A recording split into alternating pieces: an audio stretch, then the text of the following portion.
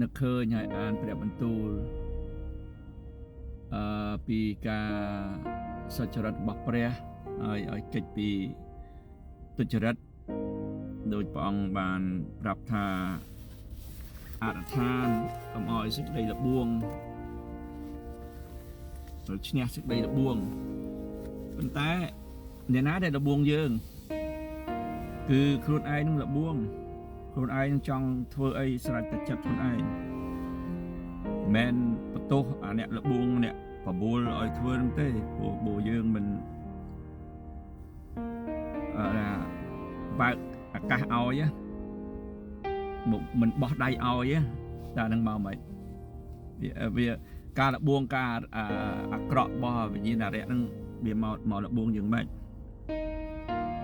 ចឹងបាននៅក្នុងព្រះបន្ទូលក៏យើងឆែករមើលទៅក៏ព្រះអង្គមិនមែនអ្នកឲ្យល្បួងយើងទេអូខេឥឡូវខ្ញុំកំពុងអាន search រមើលមើល God does not tempt us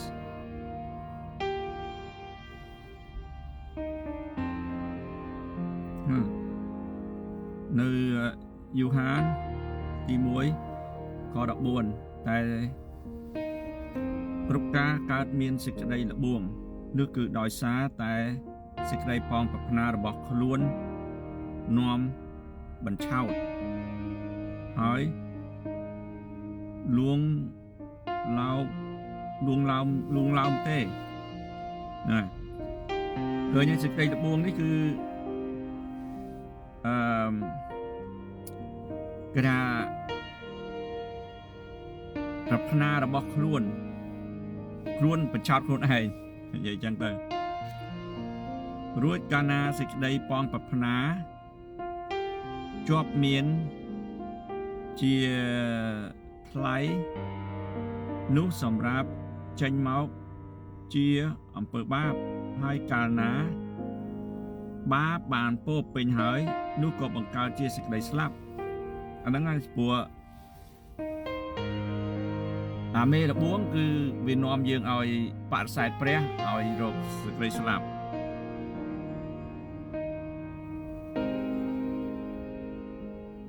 ចឹងបាននៅពាក្យនៅក្នុងព្រះបន្ទូលរបស់ព្រះនេះថាកាលណាមានសេចក្តីល្បួងនោះកុំឲ្យអ្នកណានិយាយថាព្រះទ្រង់ល្បួងខ្លួនឡើយត្បិតសេចក្តីអាក្រក់ពុំអាចនឹងល្បួងនាំព្រះハរតីព្រះបានឡើយហើយព្រះក៏មិនដែលល្បួងអ្នកណាដែរតែគ្រប់គ្នាកើតមានសេចក្តីល្បួងគ្រប់គ្នាកើតមានសេចក្តីល្បួងថាមកពីអ្នកណានោះគឺដោយសារតែសេចក្តីប្រងប្រាថ្នារបស់ខ្លួននាំបញ្ឆោតណា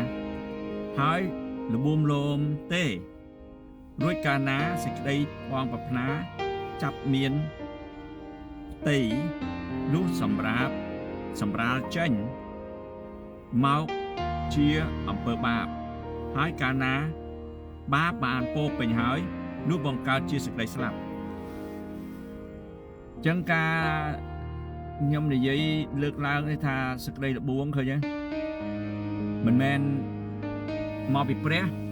ក៏មិនមែនទេថាព្រះចង់ឲ្យកើតល្បួងនឹងទៅលើមនុស្សទេគឺពាក្យមិនថាគឺរបងលោគឺប្រាថ្នាចេញពីខ្លួនឯងទៅចឹងកាលណាចេញពីខ្លួនឯងទៅគឺយើងគឺដឹងខ្លួនថាយើងជាឆន្ទៈដែលអាចធ្វើអីស្រេចចិត្តយើងបានណាហើយនឹងហើយបើយើងមានការស្ដាប់គប់យើងមានការចោះចូលព្រះនឹងហើយការបងប្រាថ្នាអត់ចង់ធ្វើតាមព្រះអាហ្នឹងហើយវាថាបើកឱកាសខ្លួនឯងទៅរកសេចក្តីល្បួងអញ្ចឹងបានព្រះអង្គបញ្ជាក់មកថាការស្ដាប់បង្គាប់នោះគឺជាយ៉ាញ់បូជាទី1បំផុតហើយការធ្វើតាមទៀតឬឲ្យធ្វើតាមហ្នឹងវាបានពោពីព្រោះជំនឿរបស់យើងណាវានាំឲ្យ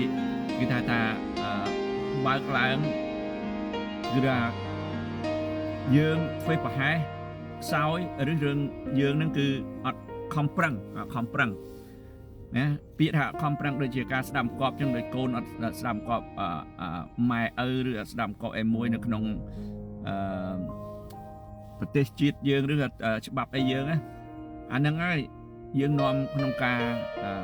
អាក្រក់ចូលមកអញ្ចឹងនៅក្នុងពាក្យដែលសេចក្តីល្បួងឲ្យកើតក្នុងជីវិតរូបកាយរបស់យើងណាគឺតាមភ្នែកខ្លាំងជាងគេតាមភ្នែកហើយដល់ចឹងហើយបន្ទាប់មកទៅវាភ្នែកហ្នឹងនាំសេចក្តីស្លាប់ចូលមកហ្នឹងអញ្ចឹងបញ្ញមហោការនិយាយសេចក្តីស្លាប់ចូលមកតាមមនុស្សយើងមិនដំបងបរិស័ទការបន្តជាប់ជាមួយព្រះអត់ធ្វើតាមពាក្យរបស់ព្រះធ្វើតាមពាក្យសត្វពស់គេថាមិនស្លាប់ទេតែព្រះថាស្លាប់អញ្ចឹងគិតឃើញថាផ្លែដើមឈើឬអីនោះគឺអាចស៊ីបានយកទៅស៊ីទៅហើយបន្ទាប់មកការស្លាប់ការលបួងខ្លួនឯងលបួងខ្លួនឯងទៅធ្វើសកម្មភាពខ្លួនឯងទេហើយលោកពលគាត់និយាយទៀតនៅក្នុងដូចជាកូរិនថូស14ឬរ៉ូម14នេះថាព្រះអង្គអនុញ្ញាតគឺការលបួងបងបើកចំហមិនមែនអ្នកលបួងទេតែបង allow អនុញ្ញាតឲ្យការលបួងពីអរិយប្រើដោយលោកជោបចឹងណាជោបនៅកាពីសញ្ញាចាស់ចឹងហើយដល់ព្រះយេស៊ូវដែរក៏វាមកបញ្ឆោតព្រះអង្គព្រះយេស៊ូវដែលពេលដែលទ្រង់បាន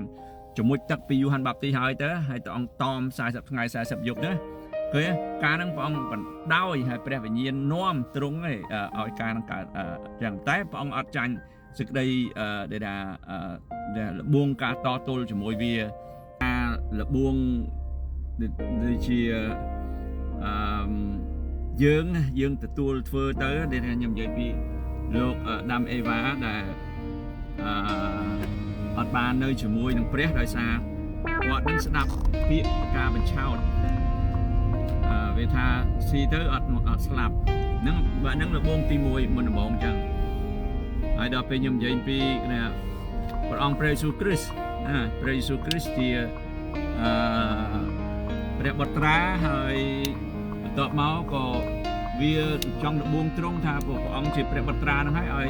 ធ្វើជាដុំថ្មនេះទៅជានំប៉័ងវាចង់បញ្ជាព្រះអង្គឬចង់ឲ្យធ្វើតាមពាក្យសម្ដីរបស់វាតែព្រះអង្គថាមនុស្សរួចសារនំប៉័ងនេះដល់ទី2ទៀតវាយកព្រះអង្គទៅឲ្យព្រះអង្គប្រើអំណាចថាបើឯងសុចរិតឯងហ្នឹងហើយជាកូនព្រះអញ្ចឹងព្រះអង្គដាក់ទេវតាថែសារយើងហើយអញ្ចឹងយើងលោតចុះពីលើស្អីកំពូលផ្ទះកំពូលភ្នំអីទៅមានទេវតាត្រង់ថែយើងដល់ទី3ទៀតវាលបួងថាឥឡូវនេះរបស់ទាំងអស់បានប្រគល់មកលើវាហើយនេះថាបោកថ្វាយអង្គមវាទៅវាប្រគល់ឲ្យមកវិញអាហ្នឹងសិតតែការទាំងអស់សិតវាបញ្ឆោតទាំងអស់វាអត់អាចធ្វើចឹងបានទេព្រោះមេបោកបញ្ឆោតឪពុកដែលពុកកុហកហើយវាបានបរិស័ទព្រះហើយព្រះធាក់វាទម្លាក់វានិស័យវាធ្វើតាមព្រះបានចឹងអូខេចឹងជួបគ្នានៅជួបអីខ្ញុំនិយាយឲ្យបញ្ចប់នៅក្នុងពេលនេះចុះដើម្បីយល់ក្នុងក្នុងការសេចក្តីលបួងមកពីណាចឹងវគ្គបញ្ចប់នឹងខ្ញុំសរុបនឹងការសេចក្តីលបួងនេះចេញពីយើងទៅហើយព្រះអង្គក៏មកសួរអាដាមនិងអេវ៉ាតែអាដាមឆ្លើយថានាងស្រីឲ្យទូបង្គំស៊ីហើយនាងអេវ៉ាក៏ឆ្លើយទៅវិញថាទេដែលអាសត្វពស់នេះវារបងទូបង្គំហើយប៉ុន្តែខ្លួនឯងទេថាភ្នែកមើលឃើញថាល្អអាចស៊ីបានហើយស្ដាប់ទៀតធ្វើដូចជាព្រះហ៎ចាំមកថាហ្នឹងហើយសប្ងៃបើយើងដែលមិនចាញ់លបួងកំសោយខ្លួនឯងណាអាលបួងហ្នឹងក្នុងខាងខ្សោយរបស់យើងឯងហើយបើយើងខ្សោយអញ្ចឹងយើងដែលថាកុំបន្ទោសគេណាអាមេតទេសារភាពដោយព្រះអង្គសពថ្ងៃថាចង់ឲ្យយើង ព្រះសារភាពអំពើបាបយើងលន់តួពីមាត់ហើយជឿពីចិត្តទៅថាព្រះអង្គសក្តិជំនួសបាបយើងដូច្នេះហើយកន្លែងហ្នឹងហើយដែលយើងត្រូវតែដឹងខ្លួនទៅវិញកុំឲ្យនៅចាញ់លបួងហើយព្រះយេស៊ូវយើងមកនោះគឺអត់បានចាញ់លបួងទេណាខ្ញុំអាននៅរ៉ូមចឹងមិញថាអាដាមចាញ់លបួងនាំទាំងអស់គ្នាទៅធ្វើបាបហើយដល់ព្រះយេស៊ូវអត់ធ្វើបាបអត់ចាញ់លបួង